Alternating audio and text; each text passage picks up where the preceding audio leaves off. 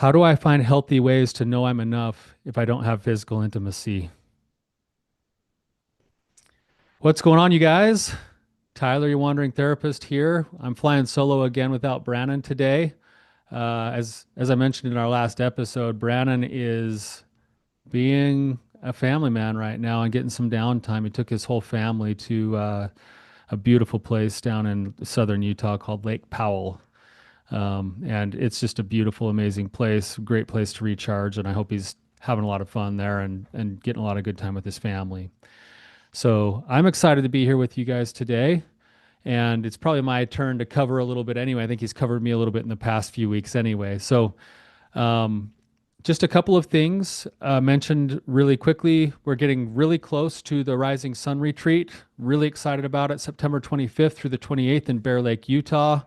I just took a drive up there this weekend to scope out a few things that we want to try to be doing with some of the activities, and the leaves are already starting to turn. So it's going to be like beautiful, amazing fall colors.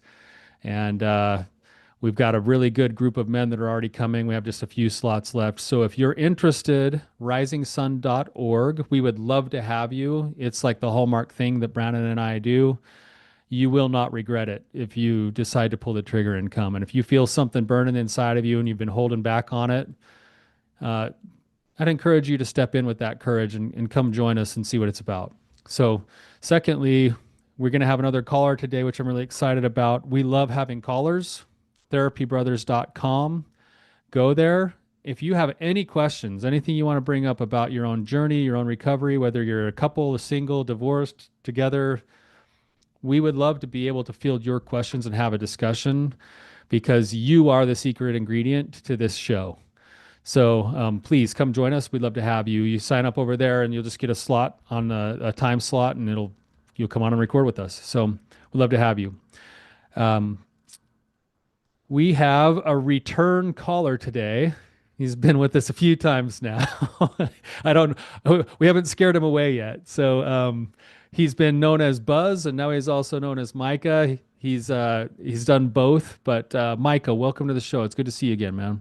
Great to be here, Tyler. Thank you. Yeah, yeah, man. Tell us a little bit about what your question is and what we can do to help. Yeah, awesome. First thing I'd like to just shout out to your last caller.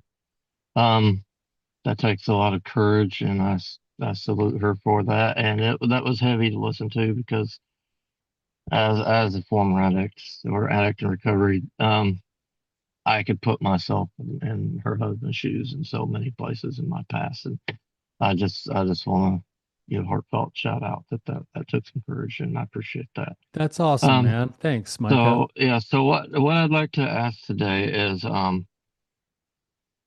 have a history leading back to my teen years of socially being kind of second place. I was never the popular guy in my teen years, and that's so even with relationships, I took the leftovers because we were in a closed religious community, and so all the pretty cute girls, the popular girls were, all the popular guys had them, and whoever was left in our church, you might get one of them to look your way.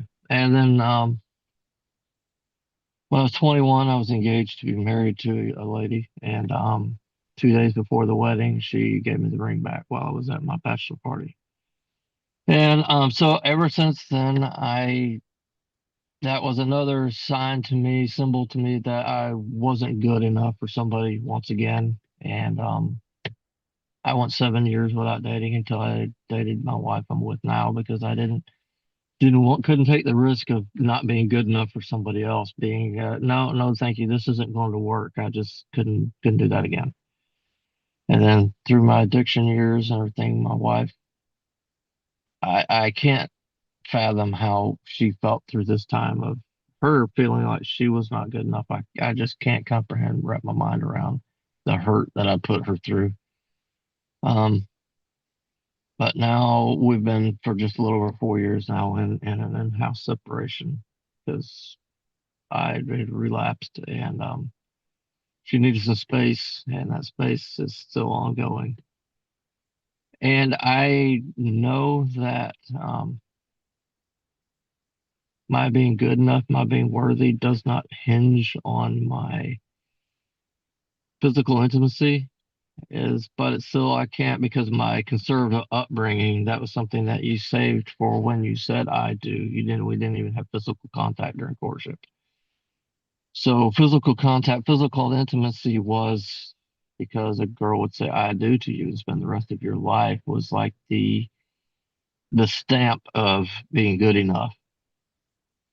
And now that there is no physical intimacy in the relationship, I struggle with saying, yeah, this isn't, I'm not good enough anymore, even though I know I'm a good man and that God approves of me and accepts me. But it's still, I don't know how way to say it, except you've seen these fundraiser posters. It looks like a thermometer, and that we've raised this much money so far and so far, and I have these waypoints, these milestones, and to me, it's kind of been like the acceptance um, thermometer of you're this good now, you're this accepted, and when you say I do, kind of it peaks out, and I'm worthy of all acceptance, including physical intimacy and sexual relationship. Because saying I do implies that you're good enough for all of that. And now I've been there, done that, had beautiful children, which I love dearly with this woman.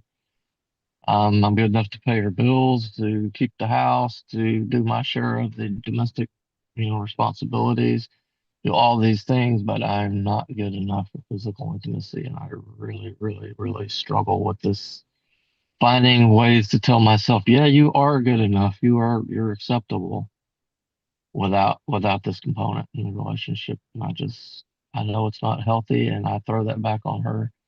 And I don't want to because what she's her own recovery is got to be so hard for her.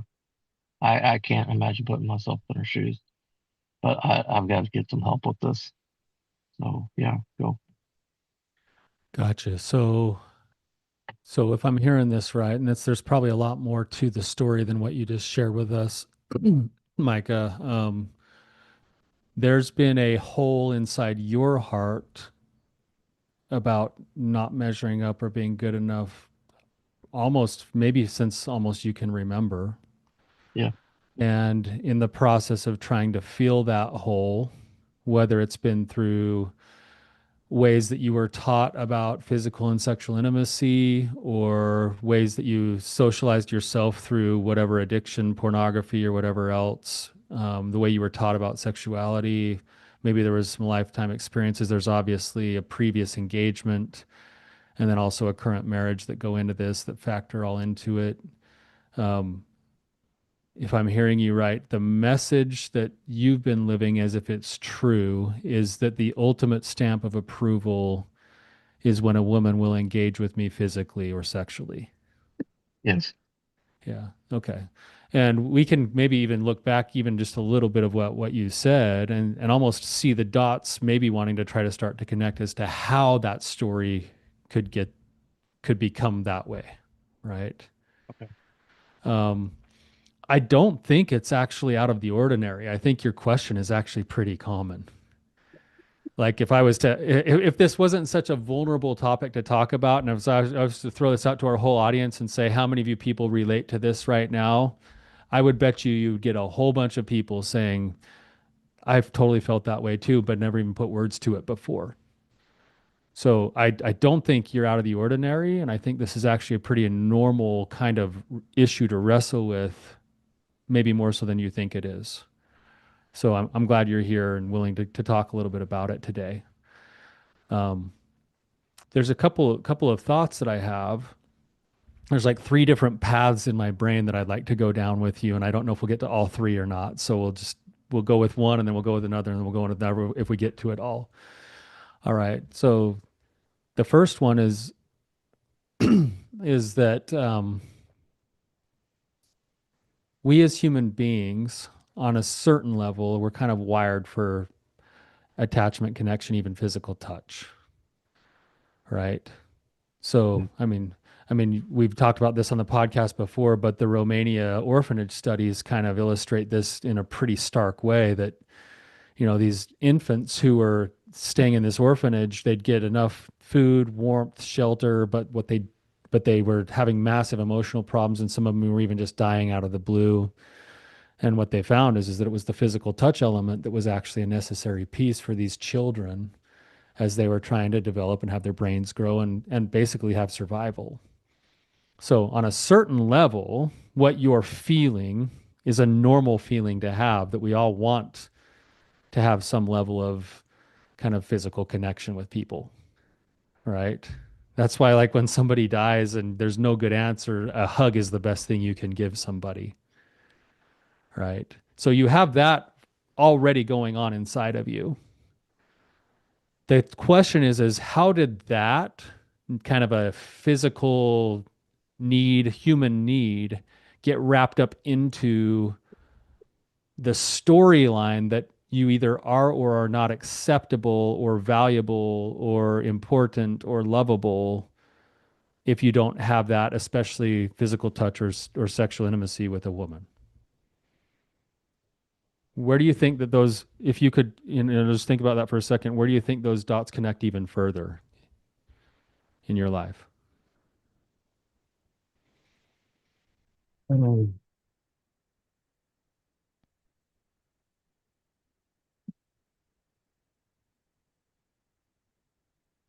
I really don't want to say about that. And you probably see deeper into it than I do. Okay. Okay. Let me just give maybe a personal example for a second, and you can see if any of this rings a bell for you. This is something that I've thought about for myself. Um, my first exposure to pornography was probably around 12 or 13.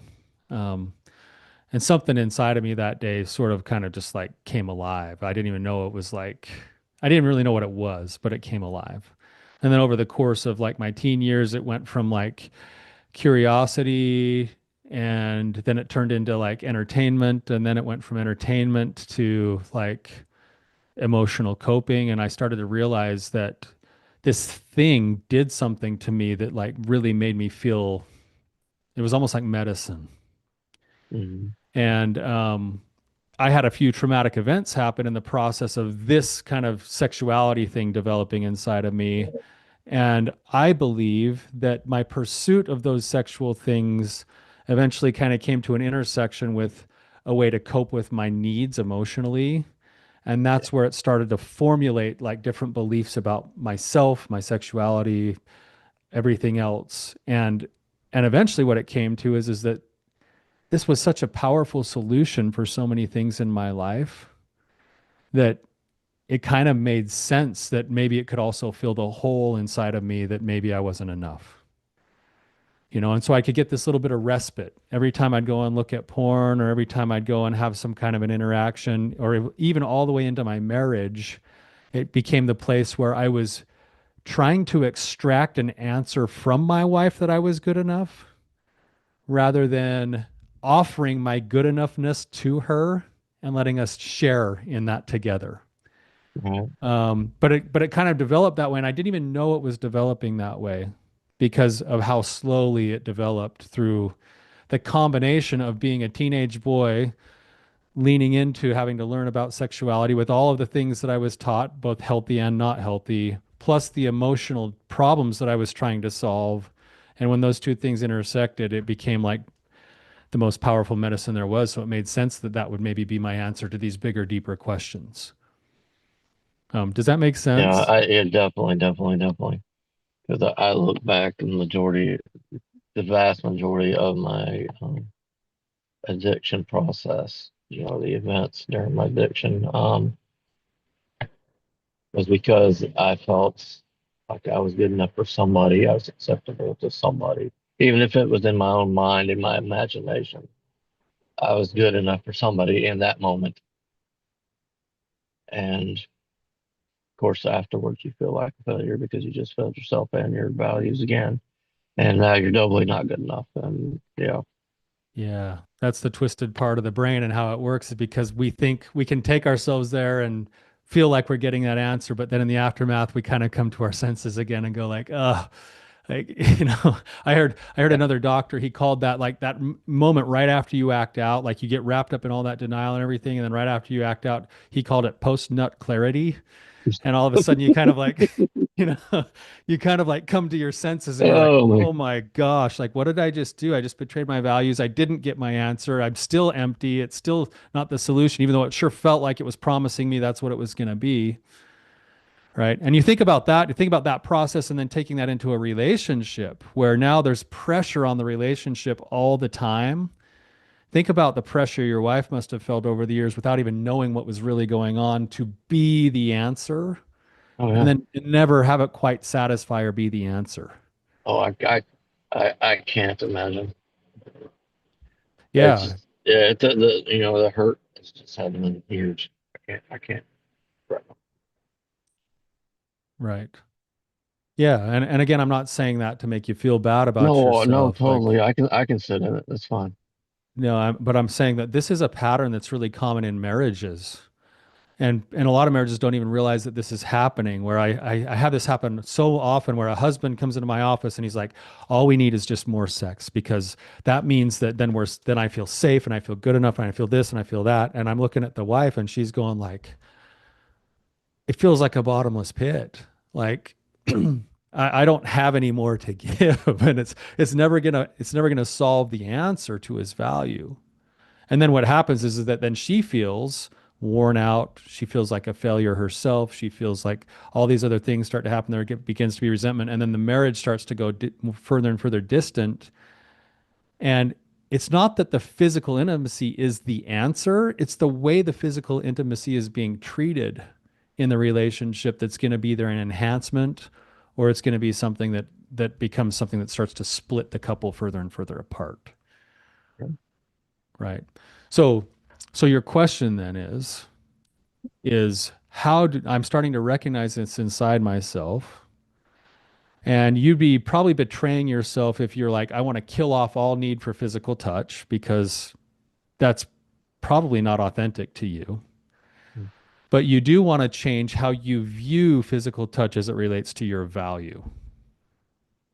Right. And then Yes. I think you said you also were wondering, how do I pursue building my sense of self or my own value when this physical part isn't happening in my life right now.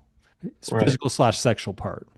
How do I be basically in a nutshell? I know to put it is how am I good enough for myself without this component? Yeah. How do I know what I'm good enough?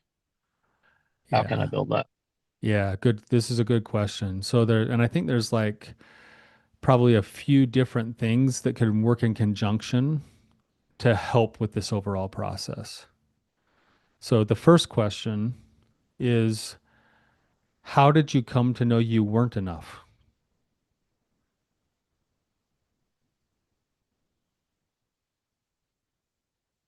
I mean, the rejection, the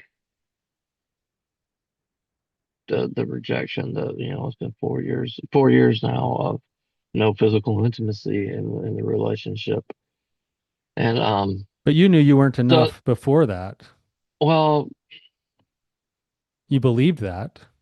yeah, that's true, but okay, let's go further back than this then.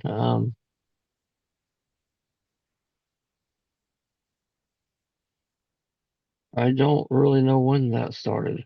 Probably sometime in my mid-teens, when the popular, whenever I started noticing girls, and we all go through that moment where we wake up one day and we like, I didn't see her that way before. The first time I ever noticed her, and all of a sudden, girls start looking pretty, and then whenever the girls start saying "who" to you, and you're like, well, what's wrong with me? And you start asking yourself those questions, Yeah. and it seems like my whole life has been a stream of, well, she's pretty, and you know. And then after the first relationship fell apart, and now everybody's attitude was like, well, she had to have left you for some reason. So I was kind of like untouchable. Nobody, and then I just, nobody would even have anything to do with me as far as females went. Yeah. Yeah. So I built my own imaginary relationships through pornography, and because Yeah, they didn't. you could make yourself as acceptable as you wanted. You didn't have to be vulnerable, and you didn't get rejected. Right.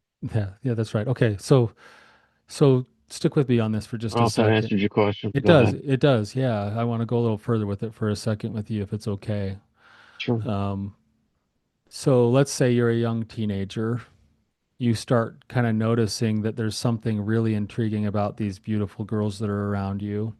At the same time, you referenced earlier that you're feeling like you're in a second tier with the other boys already. Like you don't already fit in with the other boys. Like you started getting rejected by the boys even before you did the girls. All right.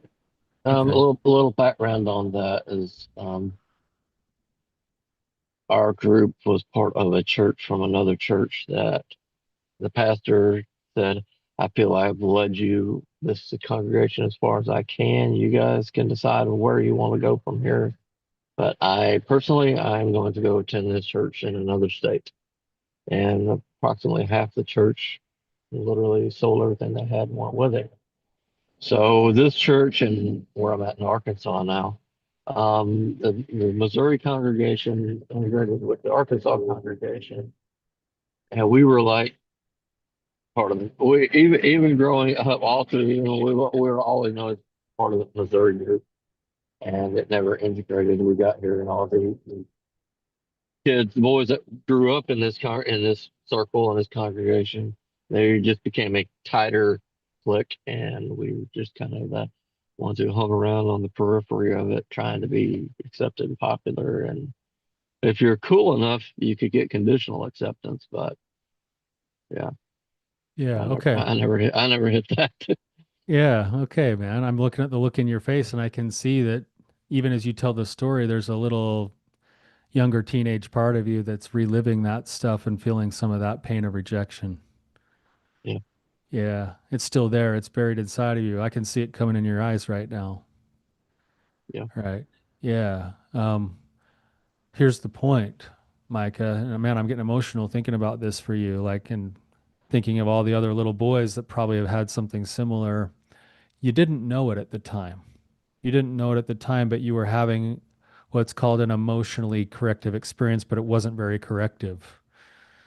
You were having an emotionally powerful experience that was telling you that you didn't belong, that you didn't measure up, that you were never quite going to fit in, that you could run the periphery, but you're never actually really going to measure up and be good enough. And you didn't even know that that belief was being planted in your brain. You just felt it, right? And you had multiple experiences with that, little moments, time and time and time and time again of here's where you fall in the pecking order of life, and because of this is where you fall, this is what it must mean about you that you're not good enough, right? So that young teenage boy now takes that belief and he carries it onto the next experience and the next experience and the next experience. And as he grows, he starts trying to pursue women because he was designed to do that. And then, of course, 1 second. I'm trying. I've just turned my.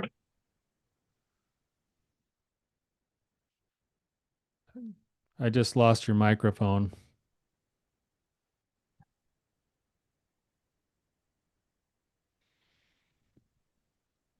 Can you hear me right now? Yeah, I can hear you. Am I Oh, back? yeah, we're back. We got you Okay, back. gotcha. Okay. Okay. So, I just turned my car on for a second, and it went to the hands-free function. oh, I lost gotcha. it. That's the way it works. You're in the car office today. That's how it Yep. works. um, yeah. So then you have this experience, and they stack on top of each other, and every experience then starts to reinforce itself. So now the Mhm. brain has already been primed from an emotional setup from a set of emotionally charged experiences that reinforces you'll never be enough. You'll never measure up. Like you can see it, but you can't quite have it. You're just close enough, but you're not quite there. In essence, you've been weighed, you've been measured, you've been found wanting. But you're kind of like also close enough that it feels like it's worth trying from time to time. It's like I don't know if you I'm really big into like the outdoors and hunting and like Absolutely. yeah, you know how do you know how elk work during the in fact right now this time of year is the rut Oh season. yeah. Yeah. It's like there's all these bulls show up and you get like the kind of the bulls that are pretty they're like a couple years in, they're just starting to come into their maturity and they think they're pretty tough. And they roll in and they find all the cows first, but the cows aren't quite ready to be in heat. But they run the herd for a while until Right. the bigger bulls show up and then the bigger bulls just like kick their butts. And then for the next 3 weeks, those younger elk, the smaller elk, run around the outskirts of the herds, trying to sneak in and somehow still get some kind of acceptance and find a little herd to section off and take themselves. But then they only do it as often as they're ready to get their butts kicked again, because as soon as they come in, they just get pounded again, over and over and over again. And in a certain sense, I get the picture that that's kind of how you've sort of lived your life in relationships. He's like, I'll go in and try, but oh, proof that I suck. Okay, I'm going to back out. I get enough courage again. Oh man, I like her just enough. I'm going to try to do something. Boom, I get rejected again. And this time it's not just like, oh, we weren't a good fit or our personalities didn't match up, or what it means is proof that I suck. Proof that I suck, proof that I suck, proof that I suck. And now the charged experience of a teenage 14, 13-year-old boy is in the driver's seat of the grown man inside of you trying to navigate relationships. Yeah. Yep. And so part of the solution to this is to actually attend to the emotional 14 or 13-year-old, to get to know that part of you, to come to understand that part of you, to go and have an emotionally corrective experience with that part of you that allows you to realize that you didn't know it was happening, but you were fed messages from unknowing people rather than getting your message from the true source. And so I want to spend some time getting to know that part of me. And then I want to start putting that part of me in situations where there could be a different kind of an experience for that part of me, right? Yeah. What would happen if that 13-year-old would have known how to speak what he was feeling and would have had a great mentor there to say, "Hey man, like you got the goods, dude. Those kids are immature and they don't know what they're doing and they all feel the same way you do." Oh yeah. Probably a whole lot of the chain of events in my life would have happened differently. Yeah, my whole personality, everything would have been on a different track. If back then I would have had some healthy way to build the confidence to say, who cares if they think I would, you're good. Yeah, or you would have had a couple of different emotional experiences that could have reinforced a different story Yeah, of, oh yeah, hey, like there's a difference between getting rejected and not being a good fit, you yeah. know. The truth is we live in a world where you're probably going to sift through a whole bunch of people, whether it's friends or people to date, before you find someone who's actually pretty compatible. Um, yeah, I mean the you're not a good fit. The conversation over it. It was just like so and so likes me now, so bye. Yeah. Right. Right. That and even that is like, okay, and then whose issue is that? Is that because you're not lovable, or is because that was somebody else making a different choice and it had nothing to do with your value? Absolutely, yeah. But teenage brain me said he's better than me. That's He's a right. bigger herd bull than I am. That's right. That's right. And because that's the only way you knew how to interpret it, and you didn't have someone in the crossroads there to say, "Hey, come here, man. Like, you're Yeah, good. Like, you're good. This is teenage kids being teenage kids, yeah. right?" Like, I remember this happening a long, long time ago. I think I referenced it several years ago on the podcast. But my youngest daughter, we went to my oldest daughter's high school soccer game, and at halftime they go play soccer out on the field, and my youngest daughter's a little girl. She goes running out there. There's three girls playing together, and my youngest daughter runs out there, and I'm like, okay, that's perfect. They'll have four. They'll be even teams. They can play on the field together. She goes and stands next to them, and they ignore her. So then she walks into them and I see her talk to them. And I know she's asking if she can play with them. And then they all said, no, we have enough. We don't want to play with you. So I'm watching her up on the stands, and my wife and I are watching her, and she's standing there at the 50-yard line getting rejected by three other girls her age. And she's standing there just now twiddling her thumbs, like, oh no, I don't know what to do. And I can just see her folding into herself. Mm. She's just like almost becoming paralyzed, you know? I mean, you can imagine what you would have felt like in the same spot. Oh And man. my wife gets on the phone and she calls my second daughter and who's out on the field, older girls, and she said, hey Lexi, go find your sister. She's at the 50-yard line and take her with you to play with those other girls. And so Lexi went and grabbed her, went and played. Halftime ends. That night when we're tucking her into bed. Sorry, I'm getting emotional about this Maybe. because we all know what it's like to be that one that's rejected, right? So um, as we're tucking her into bed, my wife comes into my youngest daughter and she's like, "Hey, how was your day?" And she's like, "It was fine, Mom. This and that and the other. Like I played with my friends and this and that." And then my wife said, "I noticed at halftime today that it looked like there were some girls that didn't want you to play with them." And my daughter instantly just broke. She just started sobbing, just crying. Just I mean, no one likes to get rejected that way.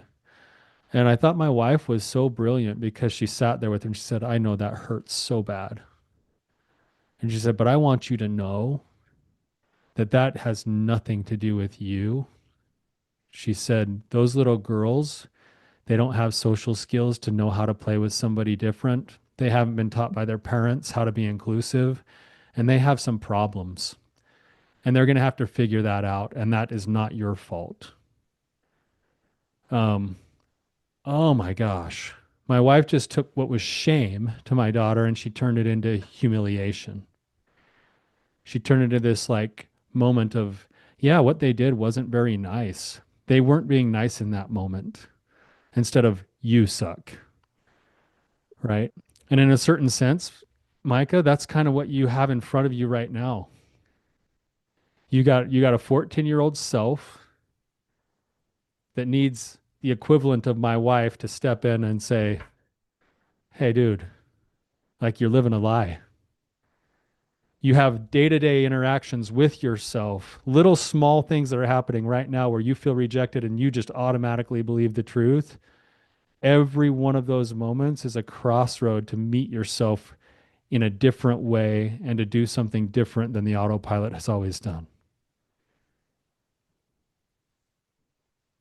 So when somebody rejects you at work and you feel that same pit in your stomach, you're like, oh, you're going to make a phone call to somebody. You're going to do some self care. You're going to stop and catch yourself and hold your heart for a second and say, man, I need some self compassion right now. Oh man, my 14-year-old's in the driver's seat again right now. What does that 14-year-old need right now? What does he need? Yeah, he's good enough. He's got How, enough. He's got enough points on top. yeah, he's got enough points on top. Yeah, he's always had the goods.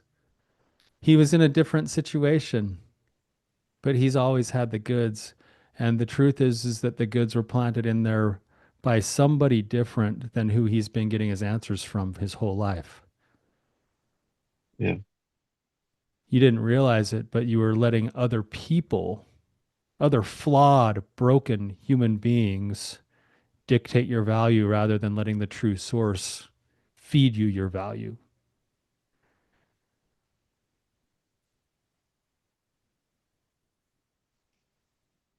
And it's too many times. I know this is unhealthy as heck, but there's too many times. Not even. I've got teenage boys, and at this time and stage in their life, all teenage boys when they're in their mid-teens are idiots.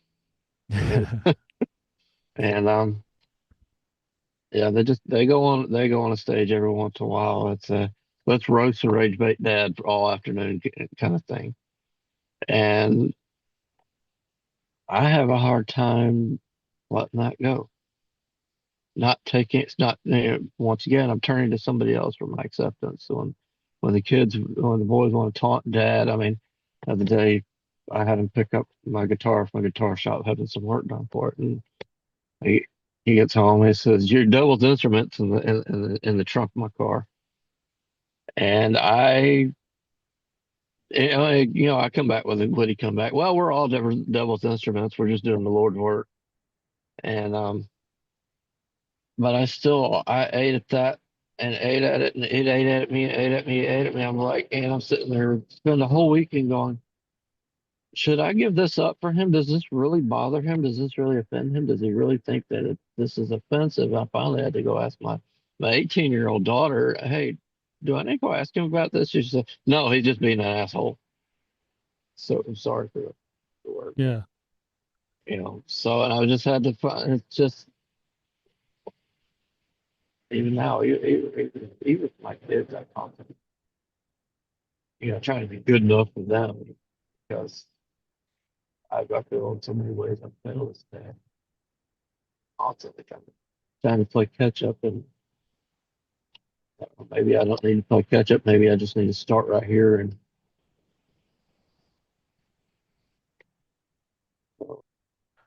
Yeah, I wonder. yeah, I wonder even that's a perfect example. The daily practice of that is I wonder if I offended my son, and I wonder if I need to go get rid of my guitar or whatever else because that's gonna. Instead of that, what if you were being sensitive to like, oh, I don't want to hurt my kid's feelings because that's part of who I am. But what if when you were feeling that, you actually had a different pattern where you went and sat with yourself and had some deep introspection and said, hey, like, how do I feel about playing the guitar? And how does God feel about my ability to play the guitar? And what would God say I should do with that? that's another. I mean, I right now the only place I play in publicly is in church. Played yesterday and had a blast. But they comments again. Your microphone's acting up again. Uh-oh. There you go. Okay. I played on Sunday, and I tend to try to even go back and watch the live stream on Facebook after the church, going, where did I mess up at? And I finally just my worship leader like, you made a mistake. Who cares? But most people in the audience didn't even realize you made a mistake. And then I get home, my son is like, yeah, Dad, just trying to be the center act, and I'm like Yeah. asking myself, yeah, I mean, does he really think that, or is once again he just being a little rear end? Yeah. And so, And again, that's a fair question to ask yourself, but the issue about what we're talking about today is yeah, go for it, that's man. not that's not the Oh, pathway forward. The pathway forward is between me and God. Is God good with me playing the guitar imperfectly, but playing it? And that's the answer. That's the answer. And then after I get the answer, I can go and then adjust to whatever I need to with my relationships with other people. Right? The same thing's true in a marriage. Like if my wife comes to me and she's like, Tyler, you need to do this, this, this, and this, and this in order for us to save our marriage. I'm going to take that into consideration and then I'm going to go to God and I'm going to say, hey, God, like which of these things would you have me do? And which of these things are not in line with my own values? And then how do I take that and assimilate the things that are right between you and me and then go and have a healthy conversation and set boundaries with my wife around these other things? And let the chips fall where they're going to fall because that's where we've gone wrong in our lives is we're always running it through other people first instead of pausing and saying, huh, that's interesting. Like my son just said that, and you're going into like, oh, is he mad at me? And is he being this and that and the other? Instead of like, whoa, like, I wonder what's going on for my son that would make him so critical. Like, God, what do you think I should do for my son? That's not even there because you're so worried about your son telling you you're good enough. But what if you went to God first and God was like, hey, man, like, strum that guitar, play the hell out of that thing. You're going to mess up. And you know what? Your son's hurting. You might want to go check in on him. What if that was the answer instead of, oh no, I better hurry and make sure my son's happy with me, right? That's the practice.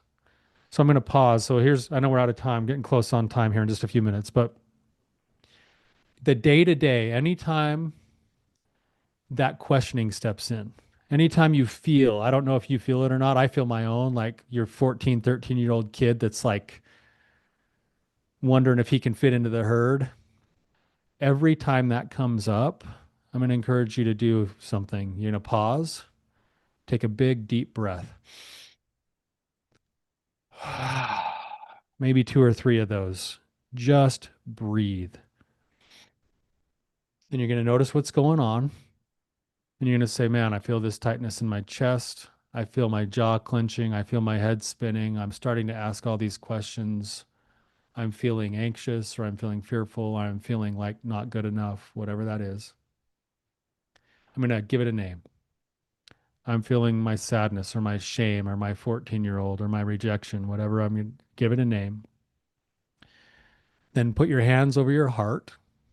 This is going to sound cheesy while you continue to breathe. And for a minute, just do this for a second with me, Micah. Just tell me if you can feel this. Take your hand, your right hand, and put it directly over your heart, your palm, and press just firm enough that you can feel the pressure there. And then imagine, can you feel heat coming from the palm of your hand? Can you feel that heat going into your chest? Hmm. With each in breath, imagine breathing in that warmth all the way into your core. Let it enter your heart and breathe all the way into your core. Can you feel that warmth start to spread? Imagine that warmth start to spread. Yes. So then as that starts to spread, you're going to remind yourself that what you're feeling is absolutely human. That pretty much almost every teenage boy has not been the herd bull before. Every teenage boy knows what it's like to scramble for acceptance. And then you're going to talk to yourself like you would your best friend. Hey, man, you got the goods. They were already born into you from the beginning. It's okay to be disappointed. It's okay to have the wind knocked out of you, but you have what it takes. You've always had what it takes. You're lovable. You're worthy. You're strong.